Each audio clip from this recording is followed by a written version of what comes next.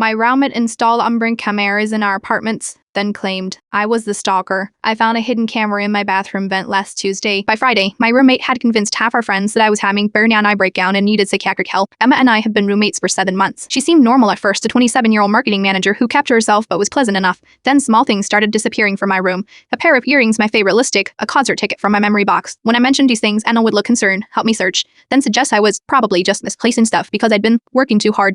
She even bought me a stress relief essential oil diffuser for my bedroom. I started keeping my door locked. The disappearances stopped, but then came the nightmares. I'd wake up feeling like someone had been in my room watching me sleep. One morning, I found my bedroom door slightly ajar, though I distinctly remembered locking it. Last Tuesday, I noticed a tiny glint in my bathroom vent. While showering, standing on the toilet, I discovered a small camera hidden inside. Its lens pointed directly at the shower. Heart pounding, I called my brother instead of confronting Emma. Directly, he came over and immediately found 3 more cameras, one in my bedroom smoke detector, one in the living room bookshelf, and another in the kitchen, pointed at the dining table. When Emma came home, my brother's still there for support. I calmly showed her what we'd found. I expected shock, denial, maybe tears. Instead, she looked at me with such convincing concern it made my skin crawl. "Natalie, honey," she said softly, "you put those there. Don't you remember you showed them to me last week? You said you were worried about intruders."